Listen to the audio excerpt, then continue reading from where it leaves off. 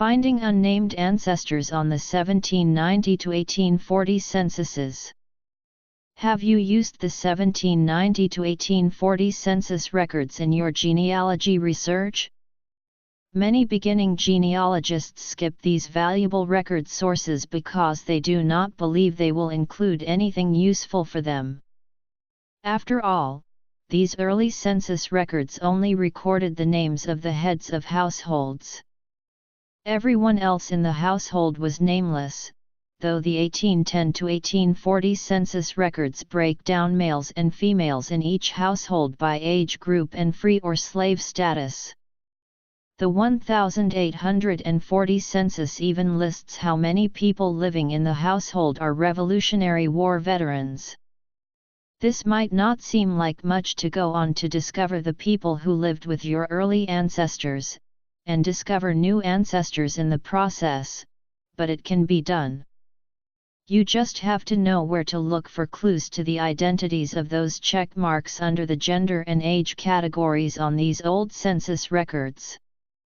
Here's how to do it. Make a chart to get organized. You need to know who you're looking for, so, using your selected census, get out a piece of paper and list the people in the household by ages and genders, along with the name of the head of the household. It's better to do it in descending order by age group. Start with the head of household and his, or sometimes her, age group. Then list the age group of the oldest female. Then go with the age group of the oldest male, oldest female, next oldest male, next oldest female, and down the line to the youngest male and female. Looking at the age groups, figure out the range of years when each person would have had to been born. List that date range by each person on your list. Start checking later censuses. Starting in 1850, individual members of each household were listed by name and age. Look in the 1850 census first, since it will be the closest to the census you used that did not include names. Children are more likely to still be in the household in this census. Look up the name of the head of household and try to find that person in the 1850 census. If you're using Ancestry, you can filter your search results by location and age. Start with the location your ancestor was in on the earlier census. If you can't find them there in 1850, do a nationwide search, still filtering by age. If you find your head of household, look at the other people living with them. Check their ages and genders and try to match them up with the males and females in the different age groups from the earlier census. You can often identify a lot of unnamed people from earlier census records this way. Search later censuses by last name and age for grown children.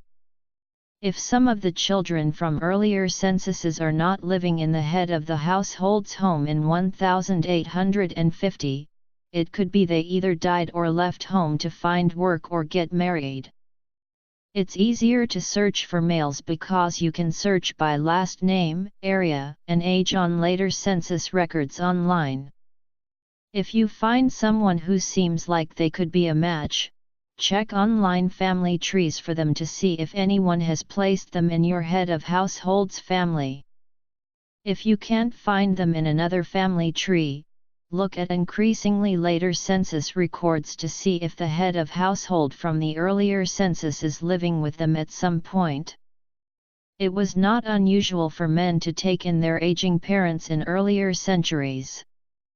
If you're looking for a female who was not named in an earlier census, or if you found her in the 1850 census and want to find her married name, do a search of the census records for 1860 and beyond, searching by first name only, plus age, and location. You will probably get at least one hit that seems likely. Look at online family trees, online marriage and death records, and additional census records to find the names of the parents, or any parents living with her, to see if she matches up to your head of household's family. As you get names you can definitely place in the 1790 to 1840 census records, write them in on your paper chart. You can use this information to fill in your family tree software later. Other places you can check to get names of a parent for children that may include the name of your head of household to confirm the relationship include Find a Grave, Family Search, and the various state pages of the US GenWeb project. Keep looking in all the places you can that might have records on this family, and soon, you will have a more robust, well-fleshed-out family tree based on a basic list of age ranges and genders from the early census records.